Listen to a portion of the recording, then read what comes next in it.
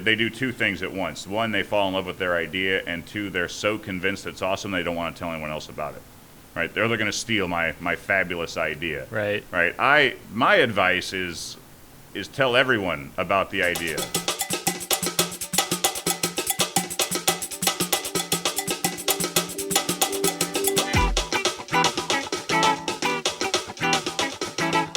Hey there, Powderkeg fans. This is episode 107 of Powderkeg Igniting Startups, the show for entrepreneurs, leaders, and innovators building remarkable tech companies in areas decidedly outside of Silicon Valley. I'm your host, Matt Hunkler, and today we'll be talking with Jeff Reedy, the founder and CEO of Scale Computing, which is an Indianapolis-based company that is the industry-leading application platform for edge computing. We'll talk a little bit about what that is. Edge computing environments that covers anything from global retail to manufacturing to financial services and government. Really cool company based right here in Indianapolis, Indiana. We are in Scale headquarters right now. And Jeff is a serial entrepreneur with years of experience as a leader and executive who has started and led numerous companies. I hope we get to talk about some of your past companies as well today, raising millions in venture capital for his own ventures as well as for others, and has helped guide amazing companies from just an idea all the way through exit. Jeff, good to have you here, man. Absolutely. Thanks for agreeing to do this. Yeah, no problem. We were grabbing beers a couple months ago at this point, probably. Yeah. And I think I got you enough beer to the point where you said, okay, I'll do it. Yeah. Well, it doesn't take much. I love talking about entrepreneurship and I love beer, so hey, you got there me you go. Both, so. We should have scheduled this for later in the afternoon. We could have made it part two. Well, I definitely want to talk about what's going on at Scale because I know it's super exciting times with everything that's going on, winning awards left and right, mostly for stuff that I don't understand at all because it all has to do with edge computing. But I want to take it back first because you've got a really interesting backstory. And I'm just curious, what were you like as a child? What were you into? Were you always working on computers and technology? Yeah, more or less, I would say. Do you have like an earliest memory? Yeah, well, I mean, I got my first computer. It was an Atari 800 that I got for Christmas when I was in third grade. So that for me would have been December of 1982.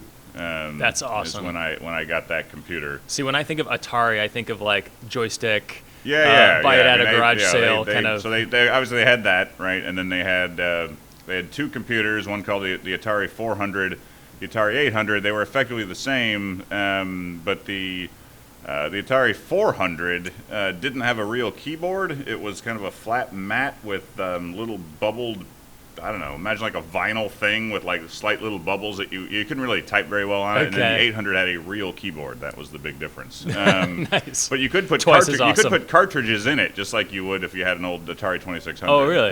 Yeah, but it was a full with 48K of RAM, full system. I mean, sometimes if you try to boot something off of the tape drive or the floppy drive, it would pop up with this error that said, please remove the cartridge if you had one in there because this program requires all 48K of RAM. Right? So and the cartridge took 8 or something anyway. But people today don't appreciate. Yeah. No, and so I fell in love with the thing kind of right out the gate. My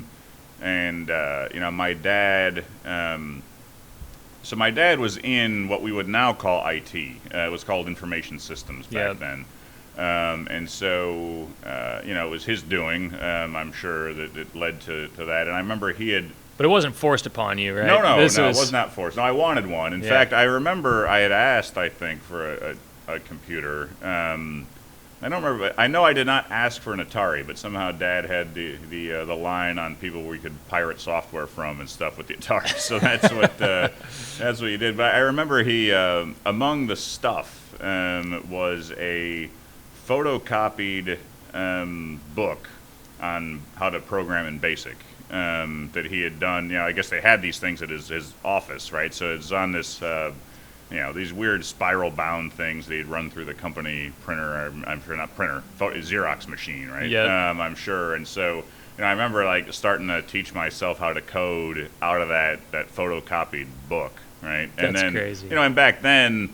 there were magazines at the library. I'd check out magazines at the library and like enter in, write programs from that. And the other thing you could do then, which you really can't do now, is a lot of times you'd be running a piece of software, and if you hit the effect, control break, like you would be in the code. Like you could then like print the code or sometimes even edit the code, right? I would sometimes go in there and like edit the game, so it would say like written by Jeff Reedy, right? Even though it was all BS. But so I did that, and then what was it about that really caught your attention? I mean, were you?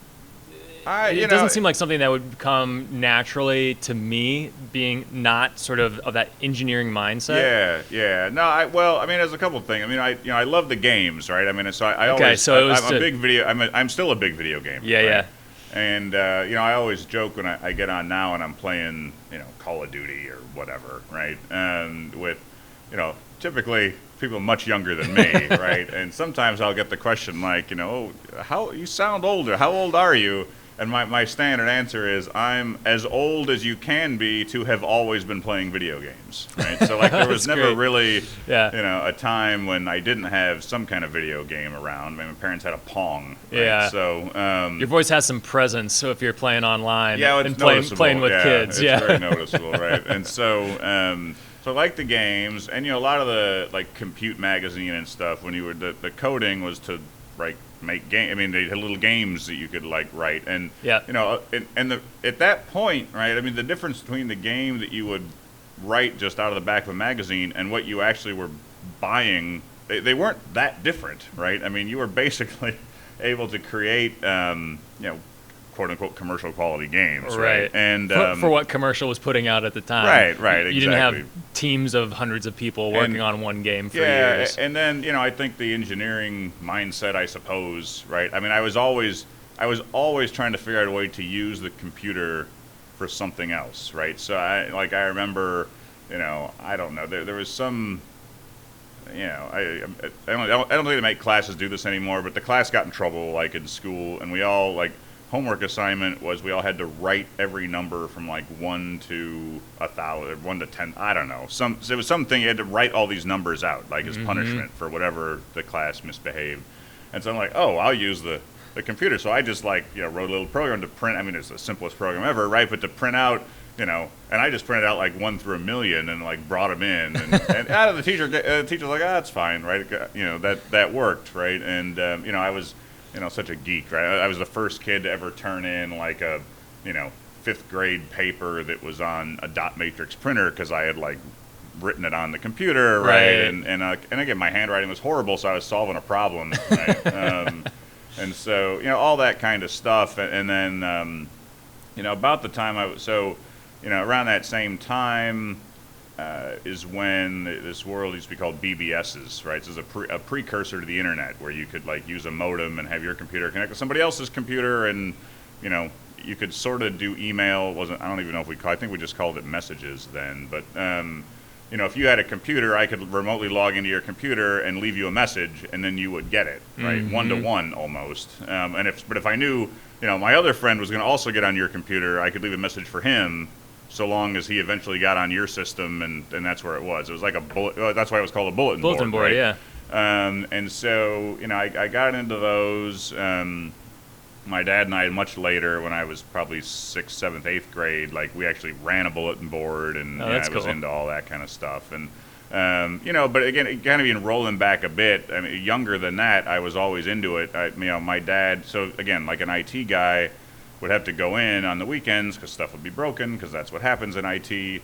And this was mainframes with punch cards and stuff. But I would sit there as when I was 6 or 7 and just play with the punch card machine, right, trying to make shapes out of the punch cards. It never worked, but I was like, I wonder if I can make a diamond on the punch card or whatever. And so I've always been around him, right, and and I just took to him the whole time, right. Did you ever run into some barriers or obstacles or big challenges where you were really feeling frustrated with it, or was it always just natural, easy, kind of smooth sailing? I mean, I think for at least the level of programming I was doing, right, I didn't find it terribly difficult. What was difficult, or what was frustrating, I shouldn't say difficult, what was frustrating was at the time, right, there was no there was no way for me to get any kind of actual education in this stuff, right? And I remember when my grade school first got Apple II computers, and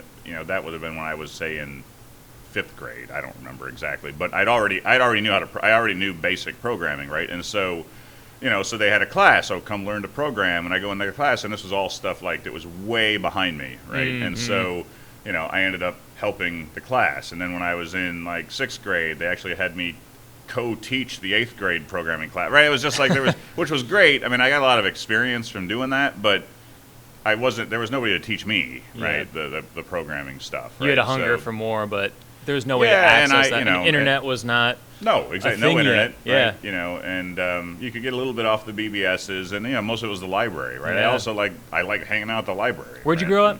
Griffith, Indiana. Okay. So it's up just outside of Gary. So, nice. Yeah, and I'd read books on the stuff and whatever. And I'd probably, like many engineers and geeks, like I wasn't about to sit down and just like read the programming book. Like I'm gonna like jump to the end and like see if I can like start sucking code out of it and whatever. I do that kind of thing. And then, my dad and I later, like when I was in 4th grade or so, we started building computers for neighbors. If I were in college, I'd have been like the perfect Michael Dell age, right? I was building like PCs in college, but I was younger, right? So, so when did the monetary piece come into it? Well, I think so. That's a slightly different story. But when I was 11 or so, 10 or 11, fortunate. I don't know. Life is funny, right? When you look back and you think the little things that actually end up making a big difference. I had a neighbor.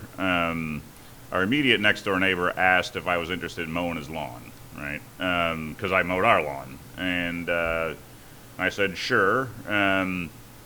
And I think he asked because it actually turned out again random circumstances, right? But our front yard and his front yard were actually adjacent. The grass, it was like there was just grass between two driveways, right? Yep. And so, my mom would say, well, Mr. Mirren is older, like at least just cut his front yard because it's going to take me an extra 3 minutes, right? and these were small, like suburban, lots, right? So, right. So I would just mow driveway to driveway, and then eventually he's like, hey, you want to mow the backyard too, and I'll pay you, and I did that.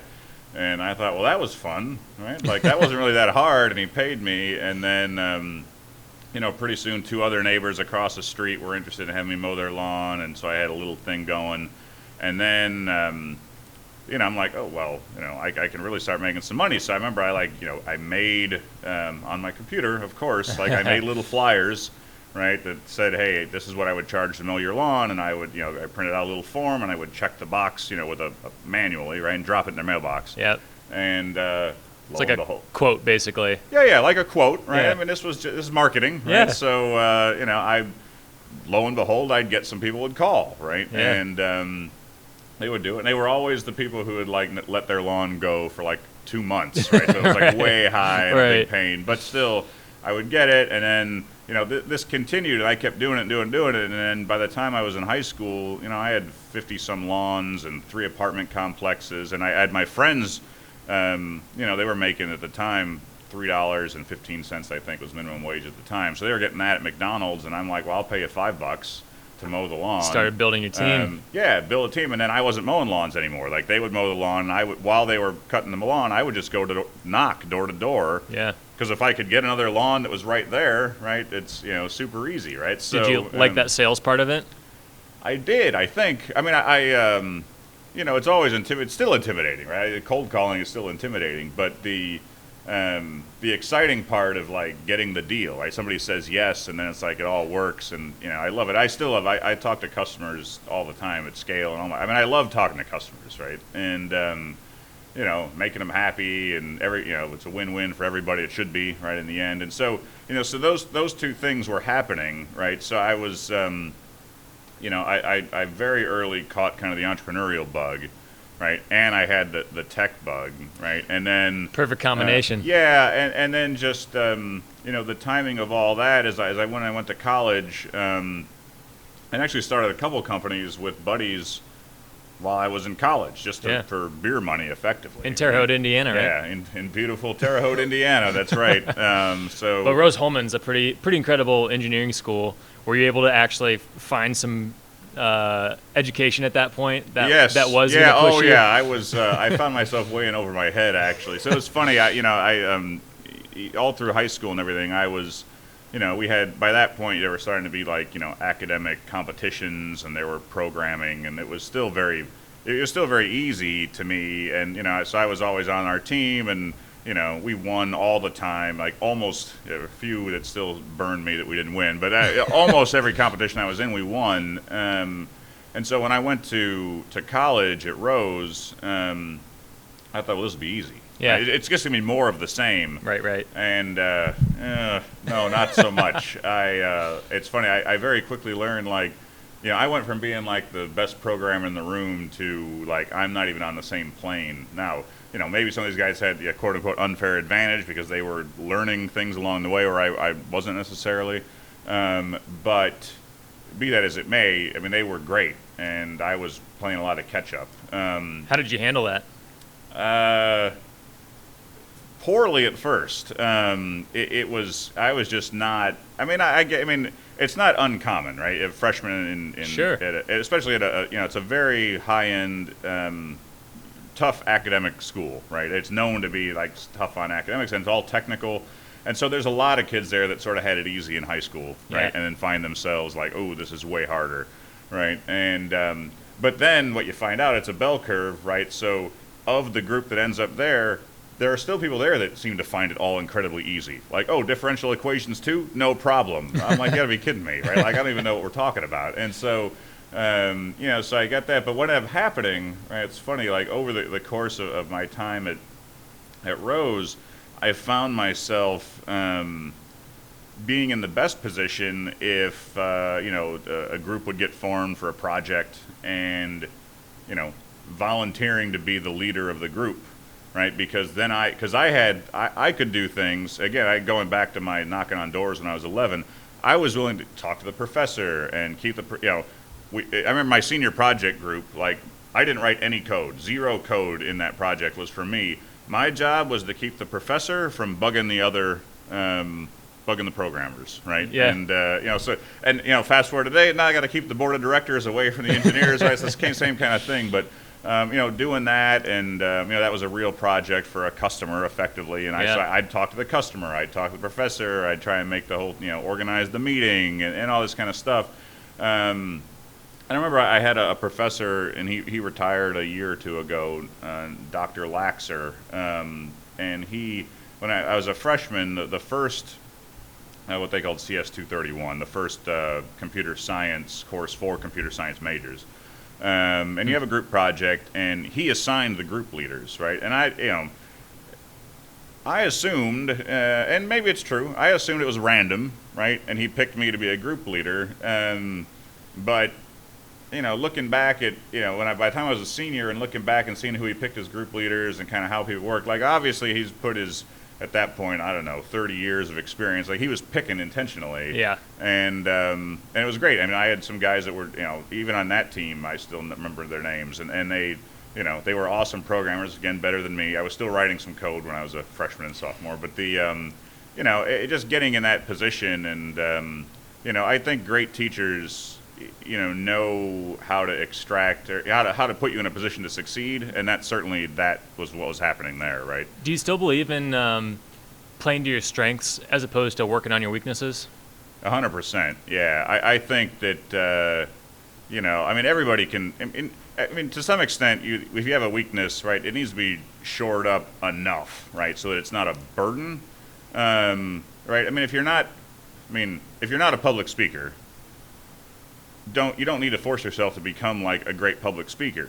But you can't be thrown into a situation where you're going to be in like a group meeting, somebody asks you to present something, and you can't do it, right? Like, you need to at least be, good enough there. And it's same sort of thing. Like, I find myself, like, even though I learned along the way, like, okay, I was not going to be the best coder, right, of everybody that was here, but I know how it works, right? I've got it.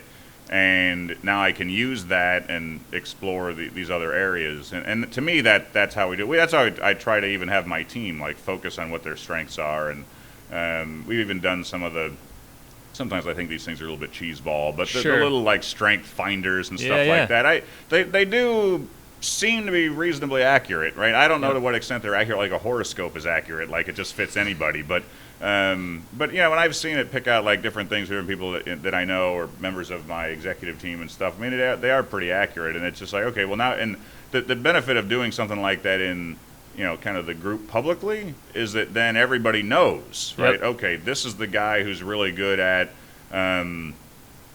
being the icebreaker with a new prospect, right? Which is a different skill set than being the guy that closes a deal, being the guy that makes the product, right? And so, if everybody gets on the same page, especially early on in a startup, you got 4 or 5 people, right? It's good to know like how those roles all kind of break out.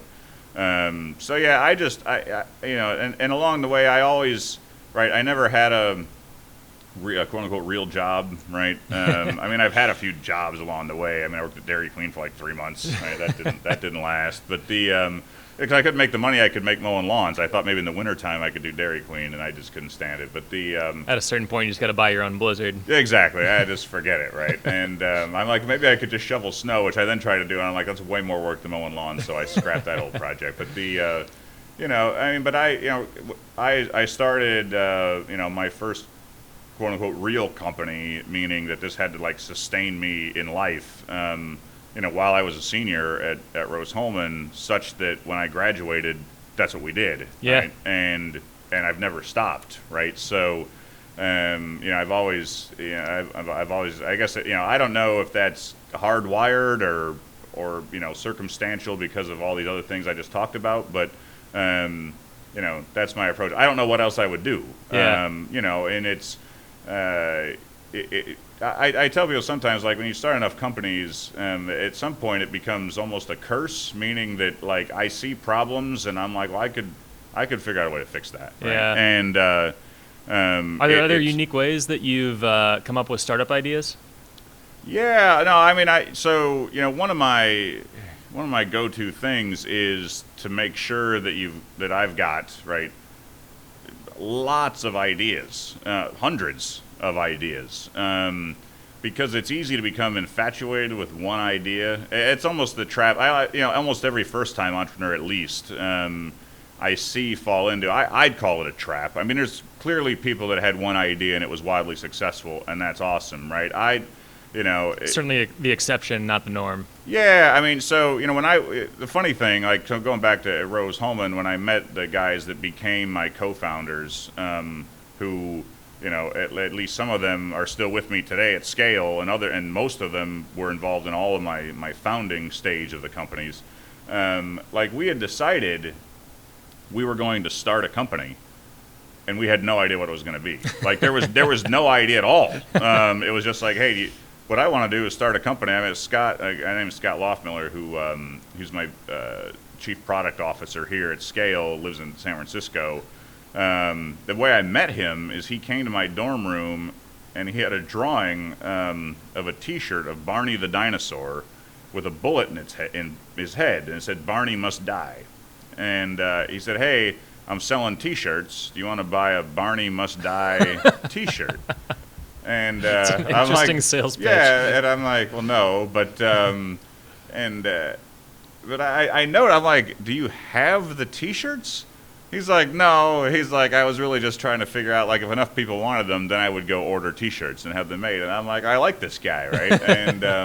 And so he and I started talking and became obviously great friends. And he was one of the guys that was in this, like, well, I don't know what I want to do when I graduate. We're going to start a company, right? And so when you approach it that way, it's very natural to say, well, we got to come up with a lot of ideas, right? So we can vet these things and see what sticks. And so that's what we did, and it helps you avoid it's so easy to fall in love with your idea, one of the biggest mistakes I think people make is that they do two things at once. One, they fall in love with their idea, and two, they're so convinced it's awesome they don't want to tell anyone else about it. Right? They're going to steal my fabulous idea. Right. Right. My advice is tell everyone about the idea.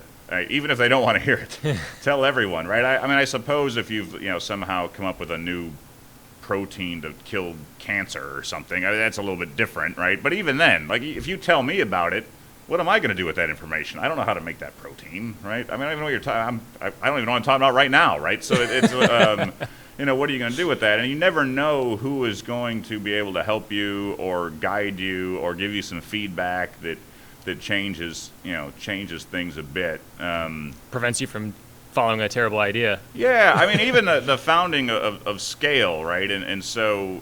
How'd that idea come about? Well, so it started. It started in a couple of convoluted ways. So Scale, to slightly contradict myself, didn't actually start as purely one of the ideas in kind of my idea notebook. We had actually been pursuing a different idea that was around. We were going to do stock trading using artificial intelligence, kind of before AI was a thing anyone talked about. And we had to build effectively a supercomputer to do the AI processing, and we didn't have it was our money, so this was not going. This was not like IBM's just going to build us a supercomputer. We were going to build this thing out of consumer parts, right? Yep. And what year was this?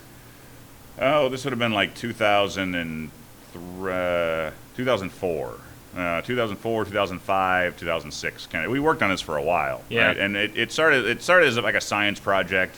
Like, so the company I had before kind of this thing was in the anti-spam space, and we used AI to do anti-spam. And so the idea was very like, we'll just use the same AI techniques and do stock market forecasting, and it'll be a magic black box that makes us rich, and that'll be great, right? And so I like this pitch. and it was just, I don't know, the science project part of it was a lot of fun, right? Trying to figure it out, and new algorithms, change this, change that. The computer kept getting more and more complicated, the physical hardware, and so we kept adding on to it, and there's all kinds of stories I could tell you about that. But we can come back to it if you want. But to jump towards the end, we finally did. It was working, and we then said, okay, we're going to turn this into a real business, and so that meant a hedge fund, right? So you're going to get other people's money, invest it, and skim off the top, right? Is effectively what a hedge fund does. Right. And so we're like, okay, it works. I got this. And so we went around and raised the money, or we're pursuing.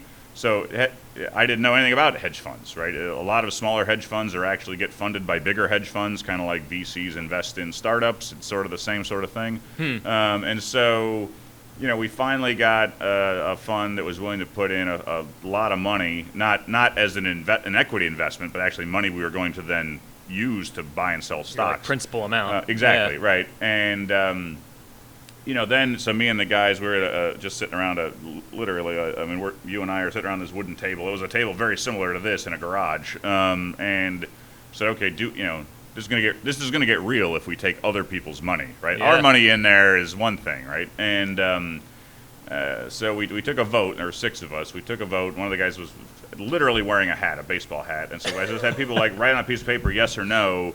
Do we want to take the money and proceed? Throw it in a hat, pass it around. We had 6 no's. Wow. And the reason was the business wasn't fun. Right, Yeah. The science project was fun. Trying to beat the stock market and beat the other traders was fun. The idea of somebody's going to give us money, we invest it. Either we're the hero or the goat. Depending on if you made or lost money. It wasn't. I did. Learned a little bit about myself in that. There was no product. There was no service that made anything better. It was just purely financial, and it's okay, right? I mean, there's nothing wrong with that. It's just, for me personally, it was not very exciting, and for the other guys too.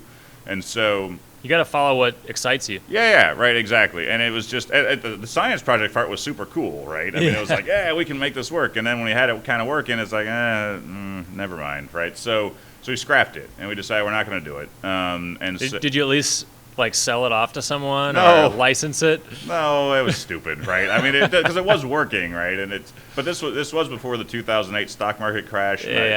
My joke is always we would have gone to jail either way because it was a highly leveraged model. So either it would have predicted the stock market crash and we would have made a ton of money and no one would have believed us, or it would have lost all the money in one day. That kind of 10% move or whatever the stock market was that day, with us being all leveraged in, we would have lost all the money if we bet wrong, and that would have been bad too. So either way, we didn't do it. But as we were thinking about it, we said, okay, well, what are we going to do next? And so we had our idea notebook, right? Then bust that thing out again, looking through that. And one of the guys was like, well, this computer system that we built for us is pretty cool, right? Not the AI part, right? But the parts of the AI, but not the stock trading part, but just the way that the system was built. It was built because the way that the thing happened is that we started with, okay, there's one computer running an algorithm, and it was too slow. And so then we had to have other computers kind of network together running the algorithm, and it kept going until we had hundreds of processors like running this thing, which now isn't that big a deal. At the time, though, it was a major undertaking.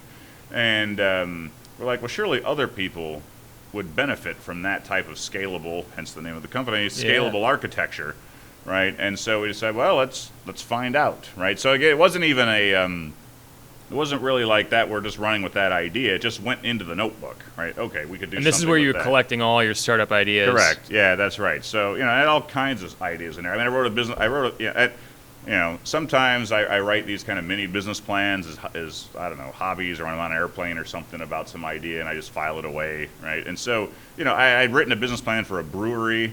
We wrote a business plan for a chain of Irish pubs, right? I mean, whatever. These are the kind of things we're working on. And these were legitimately competing. Like, we really liked the idea of the brewery. And so it was like we were pursuing it like along with what became scale computing. But in the notebook, scale computing was written down as whatever, idea number 64 or whatever it was. Compete with VMware. So VMware is a company that makes software that basically runs data centers. It's a software that runs the other software, right? Yeah. So not something consumers would typically be familiar with. If you're an IT guy, 100% you know what VMware is, right? It kind of makes cloud computing possible, right? Yeah, effectively, right? It's the idea that I've got one server, but I need to run like 6 servers worth of stuff, and so it sort of creates a virtual server on top of the physical server.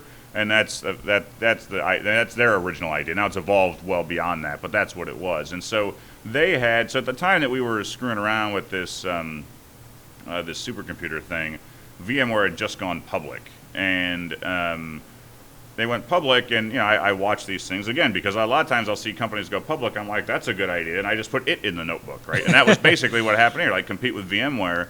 And the stock was, doing extremely well, and they had something like 98% market share in this virtualization space, that is, it's called. Yeah. And they need a competitor, right? 98% market share, and so it went in the notebook. And then we were like, okay, kind of put 2 and 2 together. Like, this architecture we built is pretty cool. VMware needs a competitor. What if we merge those 2 things together and come up with this cool solution? And so that was a neat idea, and so then our next step is, let's find out if anyone cares, right? I mean, let's not write any code, right? Let's just see if anyone cares. And so I very cleverly went to the VMware website, and that they have a list of some of their case studies, right? So here are their favorite customers. Yep. I made a list of their 15 or 20 favorite customers, and then we started calling them. And I'm sure they love that. Yeah, well, I'm sure VMware wasn't happy about it, but that's what we did. And so I'd get folks on the phone and cold calling. Yeah, it was back to cold calling. Yeah, back to cold calling. And print a handwritten quote and exactly. Put it in their mailbox. Just throw it in the mailbox, right? I'd throw that thing out there, and the what my pitch was very simple. Like, hey, I'm thinking of starting a company. I don't have anything to sell yet. I'm thinking of starting a company. If I could do everything that VMware does for 30% less, would you buy it? Right? Now, that was the pitch. Yeah. And much to my surprise and a bit to my dismay, I was getting a lot of, no, not really. I'm like, okay. And so you're adjusting, right? And so I'm like, okay, make a couple calls, and I'm getting that feedback universally, right? Yeah. I got another one of my other guys who kind of runs, the other guy more on the sales side, like me, less technical than me, but more salesy than me. We're the 2 that are making these calls, right? And he's getting the same feedback. And let's ask him 50%, 60%, 70% less. And I'm telling you, I'm like 70% less than VMware. And they're like, no, not really. And I'm like, what the hell, right? And so I'm like, what if it? So finally, I get some guy on the phone, and he was kind of engaged, and if you've ever made these kind of calls, which I encourage anyone who's starting a company, like talk to like step one should be talk to those who would be customers before you do anything else, right? And this guy was engaging, right? And so instead of being a 2-minute call, we were 10 minutes into the call, and finally I said, well, what if it were free, right? What if I did everything VMware could do and it was free? And he still was like, no, I don't know, maybe, but I don't know. And so now my brain is like going, like, I don't know, like, what is the deal here? And so I asked the guy, and it was a law firm out of California called Fenwick and West. I think they're still around. Yeah, they are. And so he was the head of IT for Fenwick and West. And I said, and he's like, no, and he's like, well, he's like, and I said, well, the question I had for him was like, well, how much do you spend on VMware? He's like, oh, it's a great question because we just built a new data center, and I know exactly, it was about $500,000 we spent on VMware. And I'm a little mystified, right? Because I'm like, if I could save you $500,000 and it cost you nothing, like that's not interesting. And he says, well, in reality, that data center, that was a $10 million project, but VMware is only $500,000 of that project. And then the light bulb went off, and I'm like, oh, like right? What I heard myself asking was $500,000 versus zero. Would you take zero? What he heard was $10 million versus $9.5 million if I go with a startup I've never heard of. The answer is no, right? And I'm like, aha. And so I get it, right? And so VMware is not an independent purchase in that way. It's part of a bigger project.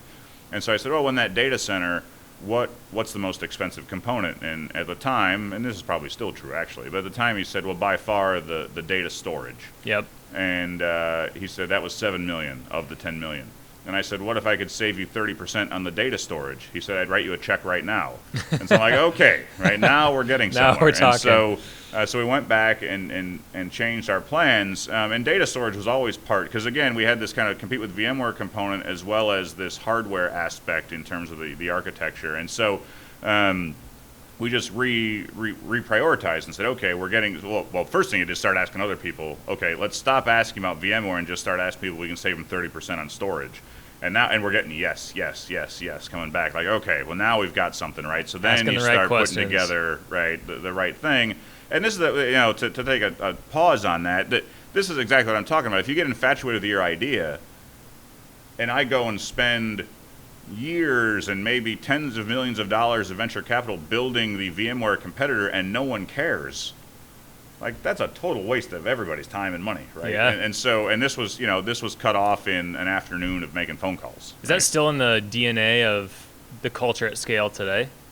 Well, I hope so. It certainly isn't mine. I still make a lot of customer prospect calls and ask them questions, and in a big company, it's a product management question, but you need to embrace it culturally more than that, because if you just, product management almost by definition asks questions that tend to be more incremental in nature. Like, we have this product, like, do you want these features, those features, et cetera, versus something way off the wall, right? When you're a brand new startup, it's easy to think way off the wall because you have if you do it before you've written any code, you have nothing. So what's the difference? Yeah. Right? And so in the end, we did launch originally with this kind of data. So scale computing, we were incorporated with this vision of competing with VMware and VMware Plus, right? VMware Plus the architecture. But the product that we shipped was data storage, and so we had like the world's most badly named storage company called Scale Computing, right? Which doesn't make any sense, but that's what it was for the first 3 years. And then as the market started to change, sometimes how we wanted, sometimes not how we wanted, but eventually it came around where the world was starting to open up to effectively a more direct competitor to VMware, and that's when we started to take the company that direction. And so today, I consider VMware to be my number one competitor. Now, not just VMware, but we do data storage. We do lots of different things, right? And was it like a decade-long journey to get there? Yeah, 13 years. 13 years. Yeah, wow. 13 years. Oh, happy birthday. Yeah, right. It's a 13-year-old startup, which is crazy. Yeah. But yeah, I mean, this is how it works, right? I mean, I love it, right? I mean, I hate it and I love it. It's a pain, but I always say if you're having fun 60 to 70% of the time, you're doing better than most people. Yeah. So go for it, right? Absolutely. It still works sometimes, but and how much capital have you raised? It's different than a SaaS company in terms of the capital needs. Oh, no, yeah, because we ship hardware, Yeah. right? So we've raised almost $100 million. Wow. Over 13 years. And can you give me an idea of the scale at this point? Yeah, I mean, well, without giving away proprietary right, numbers. I know. I don't want to get my investors will yell at me, but we are on track, at least from a revenue standpoint, that by this time next year we could be talking about an IPO. Awesome. Right. So you never know. A lot can happen in the macroeconomic conditions you can't control. Right. So it's I'm gunning to be a company that's capable of going public. Whether or not we end up going public is a different story. But but that's so we're that's great. Congratulations. We're approaching 200 employees. So yeah, it's a lot bigger than it was me and 3 guys at a table making phone calls at one point. But and I want to give you a heads up. We did hit our time. Do you have another meeting, or can you go another 5? No, I'm good. All right, cool. I'm good, yeah. Awesome.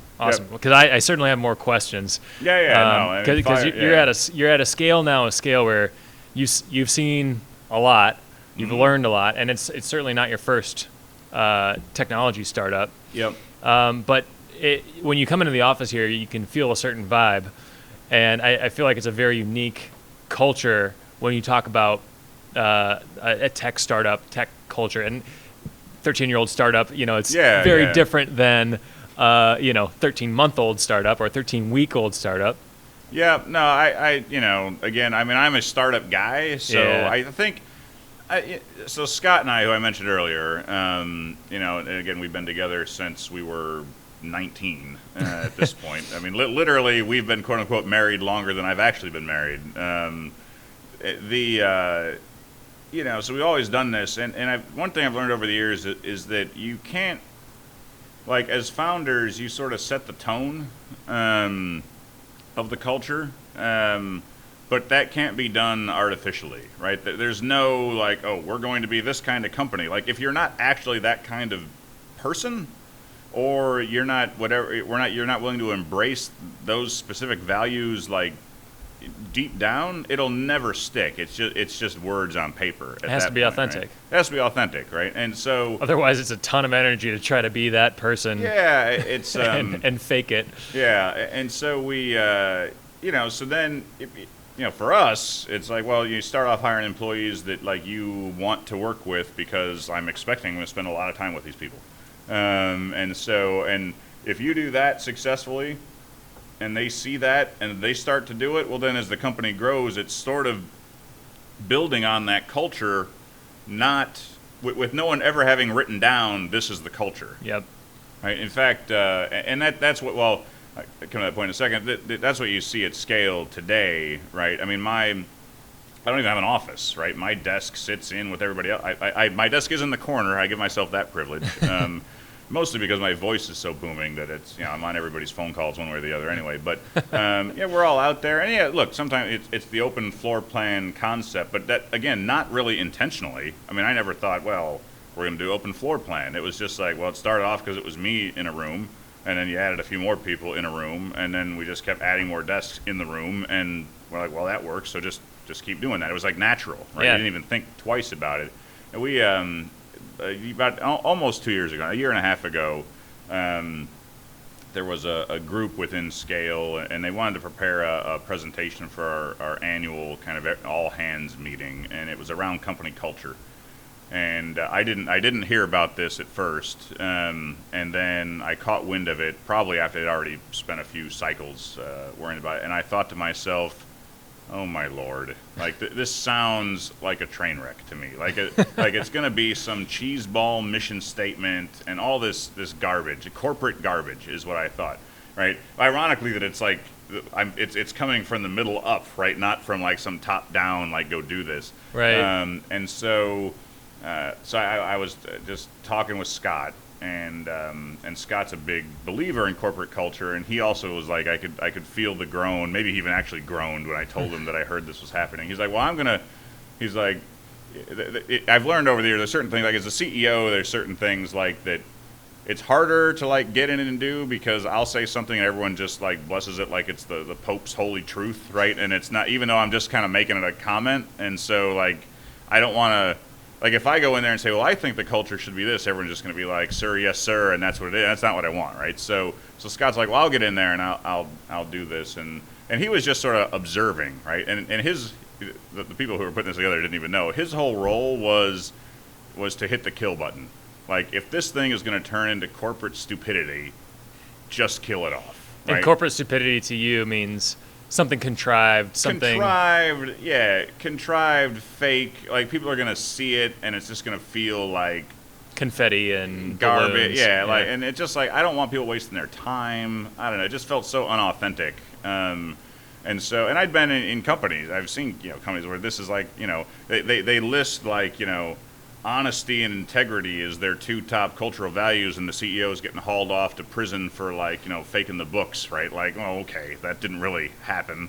And so went through this whole thing and ended up doing a survey, and in the end, and on the side, Scott and I had written down like, okay, well, what are the things that we, believe in here? And there was things like fun and innovation, right? I mean, it was effectively Jeff and Scott thinking back of when we hire those first employees. What are we looking for, right? And we're looking to do cool stuff with people we like, right?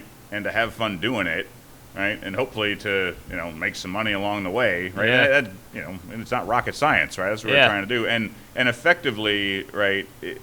That's what came out of the process, right? And it was fairly moving to me. Probably far more moving to me than it was to the other people within the company, just because what came out of this whole process was what the culture actually was. Yeah.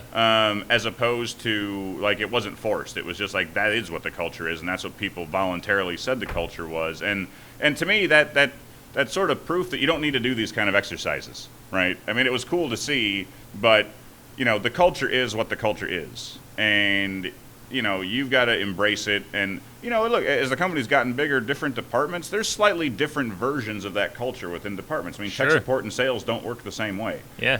There is a foundational element, right? And that's really important, and that's what keeps it exciting for me to come in here and do stuff. Right? Yeah. I think that you before we started, you had mentioned like soft skills, Yeah. right, as something, and I think.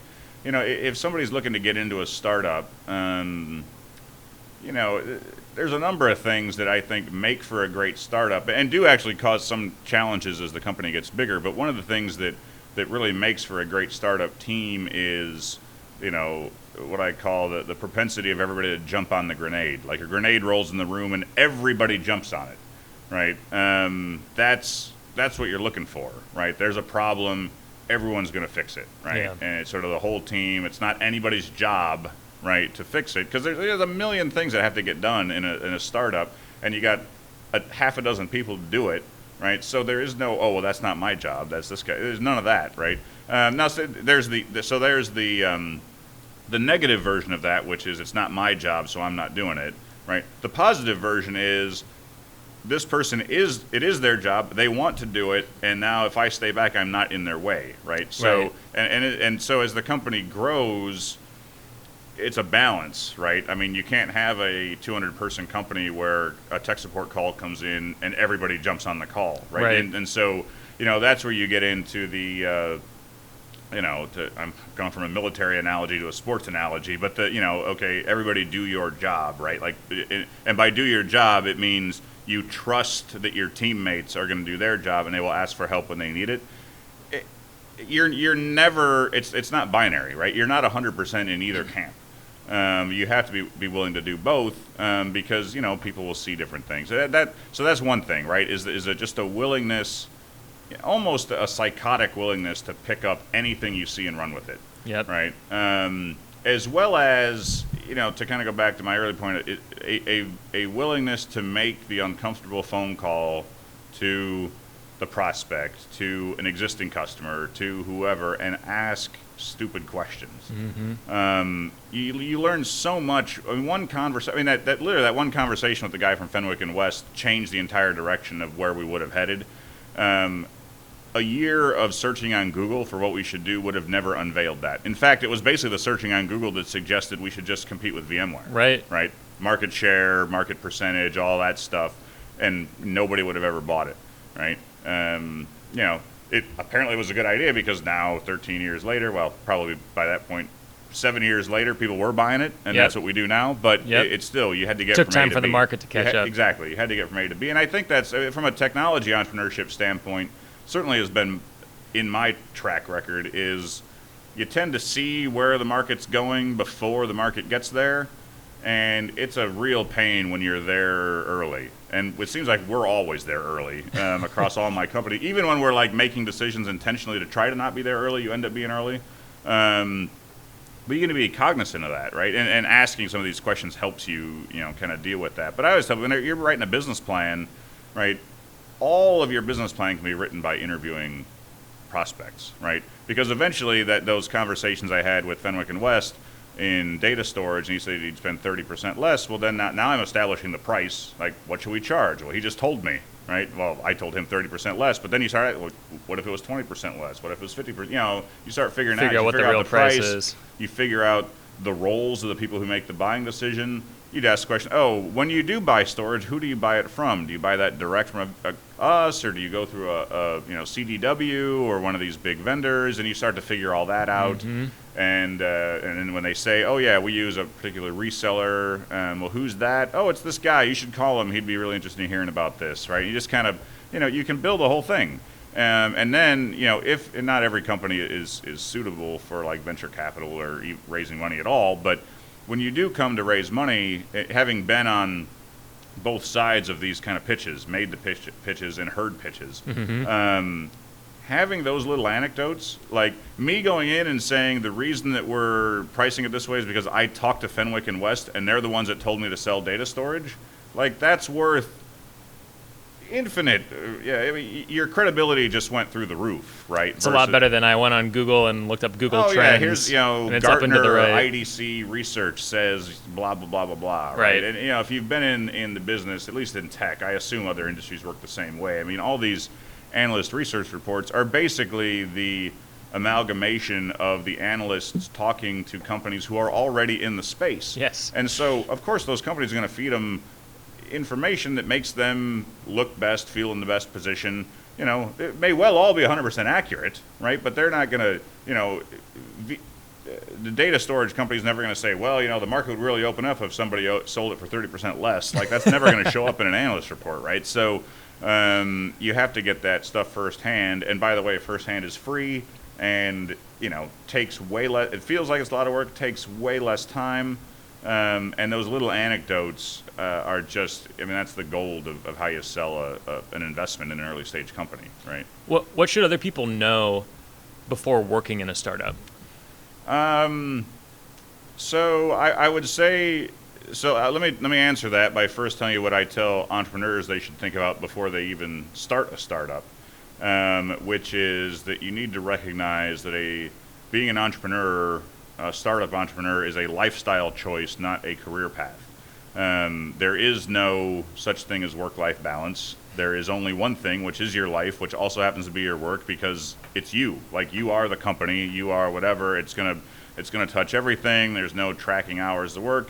Now this is my perspective, right? I have seen guys that are pretty good at okay, well, they can take a vacation. I've been doing this for 25 years. I find that I can go away from the office for 4 days, maybe 5 days, and decompress. And by the end of that fifth day, I'm starting to get antsy because I want to know what's going on, right? Even though I don't want to be antsy, it's just like and I'm not a controlling guy. Like, I'm not a micromanager in the least.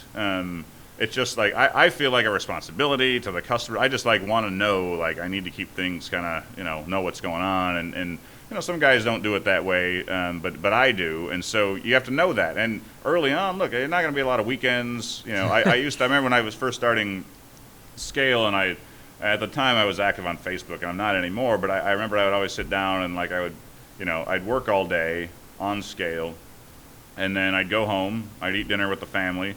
At the time I had little kids. I'd put the kids to bed, And about 8:15, I would log in. I'd just get on Facebook and I'd say starting second shift, and I would work from 8:15 to midnight or whatever, and I'd get up the next day and do it all over again.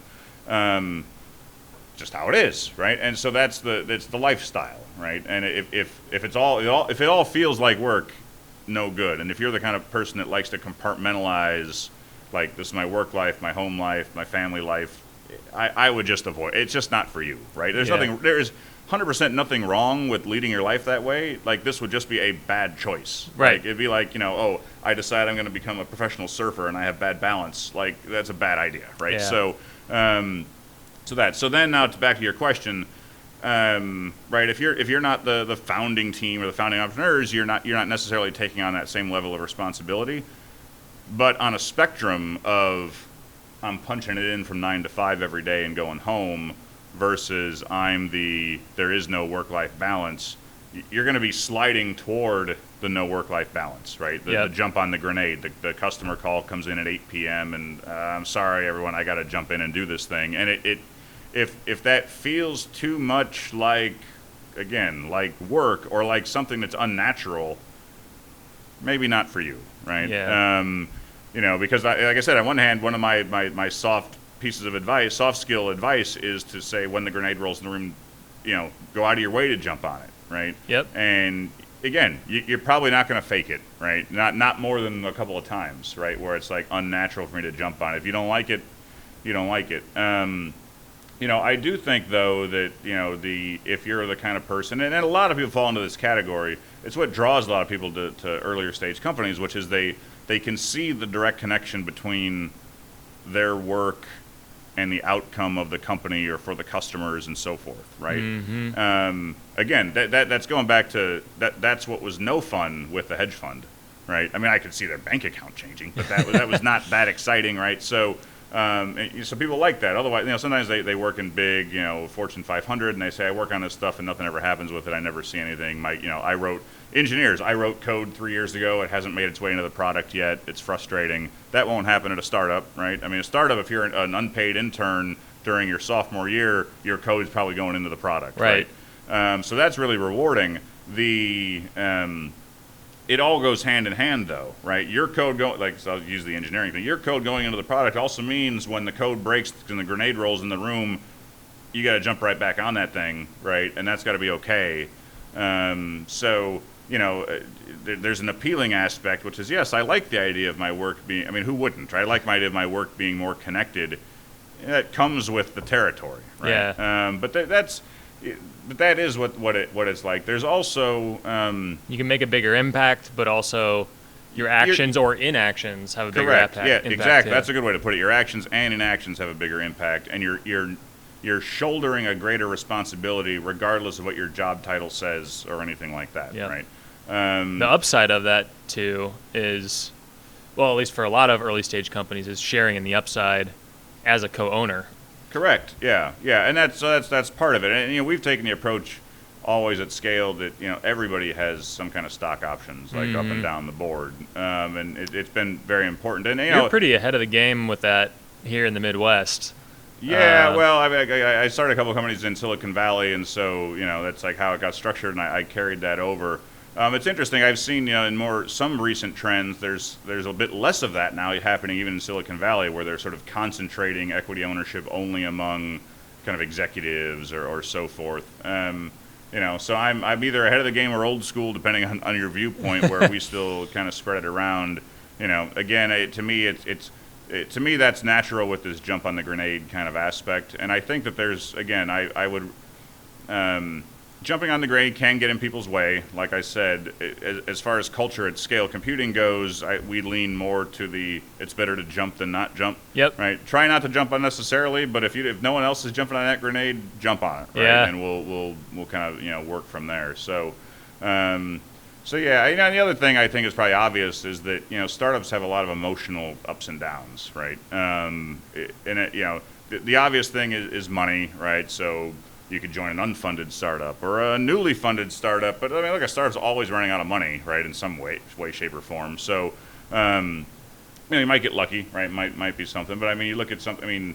I mean, Uber, the fastest growing company of all time, is still losing money, right? So Yeah. not every business works that way, but that happens because you have that direct, seeing your work being put to use also means you're going to see when your work didn't work and other people's work didn't work, or the sales guy didn't sell something, because there's probably only one sales guy and it's probably also the CEO or whatever, right? I mean, you're going to see a lot of this stuff, and that can be emotionally challenging, right?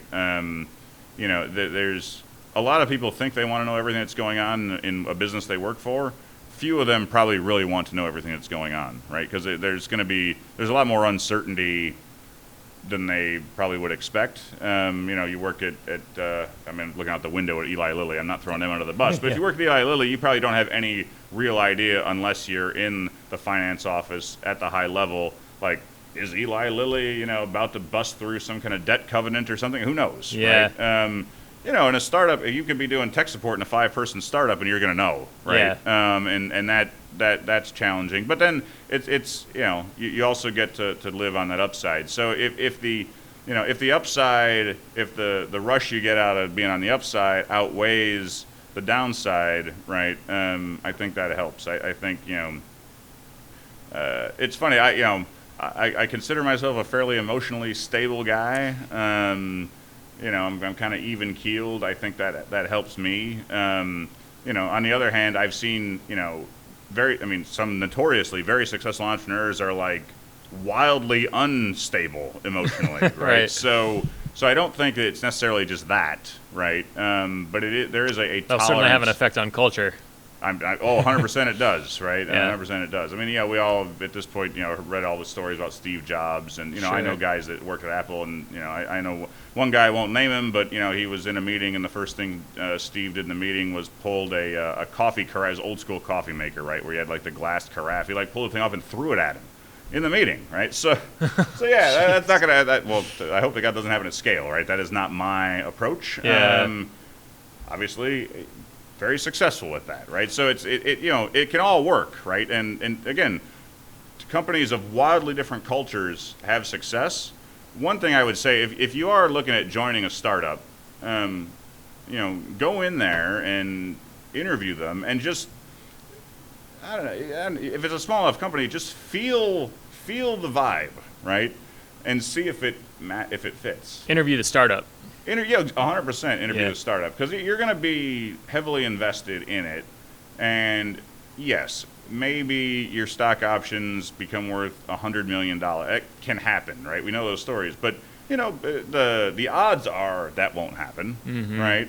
You want some upside, and we all love to get some upside, but the odds are it won't happen. So put yourself in the mind: if it doesn't happen, was this still worth doing? Right. Right. I think that's the best way to look at it, because if you're like, oh well, but I love the product and the people and the culture, whatever that culture might be, right? Because not everyone fits in every culture, whatever that is. If you're having fun 50, 60, 70% of the time, it's not bad, right? So it's funny. Like you see, one of the things when we're doing this could go back to the culture thing. So Scott did a little bit of research on what other companies said about their cultures, right? To compare, mostly because we were, again, checking to see if this was all a bunch of BS or not. But, but very skeptical employer branders. Exactly, right. And so Scott, one of them I remember, he had a few little bits, but for Uber, one of the stated cultural values was they used the word fierce,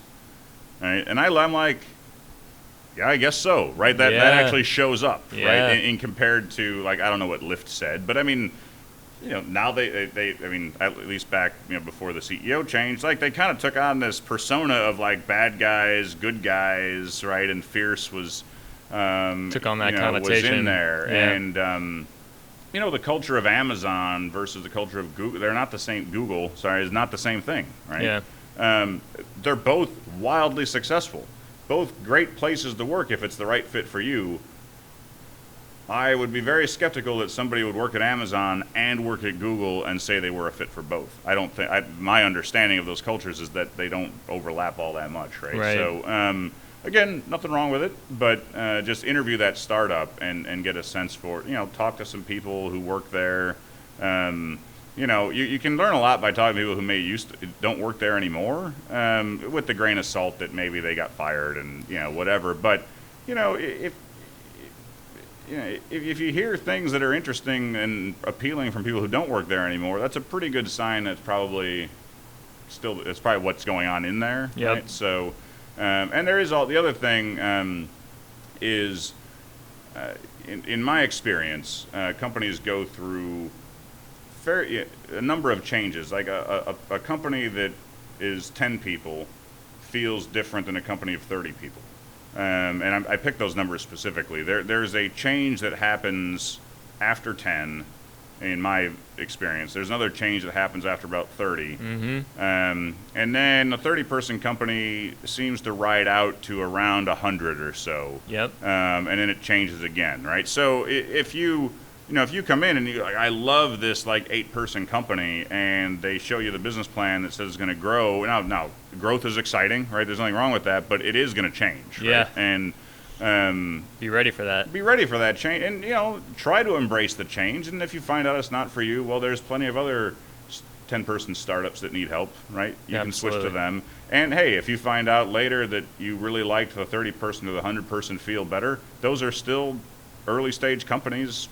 Favor those, right? They all do feel a little bit different. So yeah, that's good perspective. I've definitely experienced that myself at various tech startups. What do you last question for you before we break, and I think we're gonna have to do a part 2 here because I know we're only scratching the surface. Yep. What are you most excited about at scale right now, or in tech in general? Well, yeah. So at scale, my view is going to be basically one and the same. There's other things in tech not related to scale I'm also excited about, but at scale specifically. So we've evolved the business in 13 years in IT effectively. That's a multi-generations of stuff, right? Yeah. And so the business evolved into what's now called edge computing, which you had mentioned earlier. And edge computing is a fancy way of saying anywhere I need to run applications outside of the data center, right? So and I'm gonna group the cloud into the data center, right? So the joke all of us in the industry have is the cloud is just another word for somebody else's computer. So there's still a data center. Stuff is running there. It's managed a little differently, right? But it's there. The edge means it's outside of those. When you think about a data center has whether it's a regional data center or the cloud, there are certain things that you can take for granted, right? Which is, it's got redundant power, and it's got good internet connectivity, and it has people there to do stuff, and it's got cooling, and nobody starts a data center because they're trying to save the environment with low utility bills, right? It's like the opposite of that. So you've got a certain framework to work in. When you start talking about I'm going to run these applications outside of that environment, so as an example, we do a lot in retail, right? So you get grocery stores, coffee shops, gas stations, et cetera, that now need to run applications locally for a number of reasons, right? Which I can get to, but they're going to run those applications locally on stuff that's running locally. Well, guess what they don't have there? There's no IT administrator in the back of a McDonald's, right? The physical size of servers, which makes almost no difference in the data center, suddenly makes a tremendous difference, right? You can't put a rack of gear in the back of a coffee shop. Not going to work, right?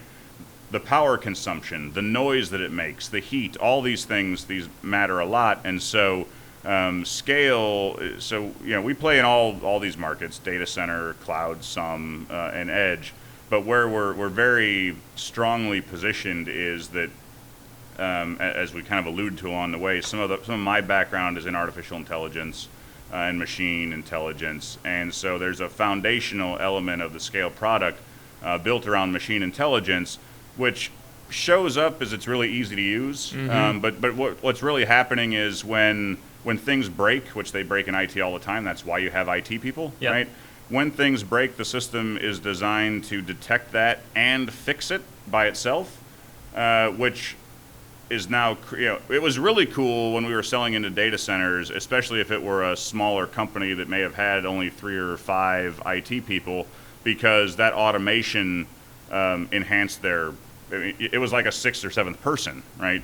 when you go out into the edge where there's no IT people, that automation is the killer app. Yeah. Right? And so, can we get that installed in all of our mom's laptops? Yeah, exactly. Right. So she might have to carry around like 3 laptops, but I could make it work. So yeah, it's funny you say, because I still do tech support for all my family. You know, do scale, but I'm also like the family tech support. So the, you know, but being able to, moms and dads alike. Yeah, of course. Yeah. So being able to run those applications and know, right. So if it's the application that's running the cash register at the grocery store, like, and the server goes down, like, then you can't take people's money. That's bad. Right. So, so some people say, well, what about the cloud? Well, what if the grocery store loses its connection to the internet? Right. We're not talking about a data center here. We're talking about a grocery store that probably has a Comcast cable modem connection to the internet. It might lose that connection. You know, and then the other reason that this stuff runs locally tends to be speed. So, you know, the joke we use in the industry is if you have a Tesla or some other self-driving car and an animal runs out in front of you in the road, you don't want the Tesla asking Google if it should stop. Right, that decision needs to be made locally, and part of it's a matter of physics, right? That if you're in New York and you're hitting a San Francisco-based data center, at the speed of light, that's going to take 50 to 100 milliseconds. I don't know what the exact number is, right? But it's in that range. If you're going 70, 80 miles an hour, you've gone 15 feet by the time that data packet comes. Too late, right? You need that decision to be made locally, and there's a lot of that, right? You're seeing cameras get deployed everywhere. Cameras generate a lot of data, which can easily saturate, right? I mean, putting a drop cam in your house is one thing, but if you're, you know, I'm a factory and I put in 1,000 cameras to look at all kinds of stuff in the factory, right? There's a lot of data there. You're trying to make decisions locally, and so this big rise now of edge computing, it's effectively the next, you know, everyone now knows the cloud. This is the next thing, right? So you had mainframes, then you had client server infrastructures, then you had data centers, the cloud, now you're getting edge computing, right? And when you look at, what I'm most excited about as it relates to scale, is if you look at each of those different generations, the company that you think of, when I say mainframes, you think IBM, right? If you're a tech person. Maybe if you have no idea what I'm talking about, you don't think of anything, but if you're a tech person, you think IBM. Sure. That's because IBM wrote the software that made the mainframe work. They also built mainframes, but it was the IBM software that kind of made it all work. When you think client-server architecture, if you're an IT person, you think Microsoft, right? So that's how Microsoft works. You start running Exchange servers in the back of your office and so forth. When you think data centers, you think VMware, right? And the opportunity for scale is when you think edge computing, you think scale computing, right? And so big upside to be effectively the operating system that runs everything, and that's. You know, I did not predict when I wrote down in that notebook compete with VMware. I did not predict edge computing as a thing. Sure. Right?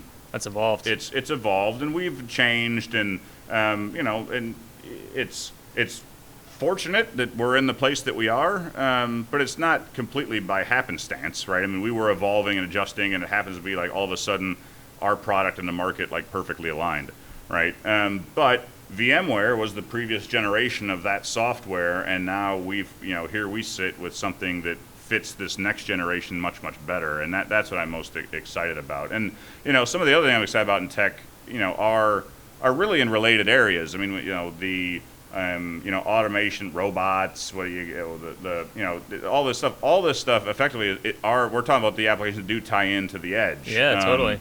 You know, I joke. We have a grocery store customer, and they have some of their kind of beta stores, if you will, do have robots that stock shelves and stuff. And That's I always cool. say, well, if the scale thing goes offline, they're all going to start killing people, right? But you know, they go rogue. But you know, so there's a lot of really cool stuff happening. You know, I think that you know, if I think about where we are today, I think that, you know, drones and, you know, robotic automation using cameras and laser-based radar and that kind of thing, that to me is where today is where I was with kind of that Atari and that bulletin board system back in 1982, right? Yep. I think we're at the very beginning of where all that stuff is, and you know, and the, you know, the kids who are getting into that stuff now, you know, they're the ones that are going to put old guys like me, like you have to retire, right? Because I'm too far separated. Just like I was an old mainframe guy, and all of a sudden these guys are showing up with this other stuff, right? It's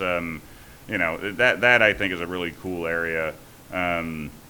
we'll see. So the world's going to be shaped along the way. That's it for today's show. Thank you so much for listening. A huge thank you to Jeff Reedy for coming on the show today. Be sure to check out Jeff and his company, Scale Computing, at scalecomputing.com. For links to Scale Computing and all the social profiles and all that good stuff. Sounds like Jeff's not on Facebook anymore, but we'll get all the other ones on there. Head on over to powderkeg.com. Check out the show notes. You can subscribe at powderkeg.com/iTunes. And then finally, to be among the first to hear about the stories about entrepreneurs, investors, and other tech leaders outside of Silicon Valley, continue to subscribe, pay attention for the next episode. We would love a review, and we'll catch you next time on Powderkeg Igniting Startups.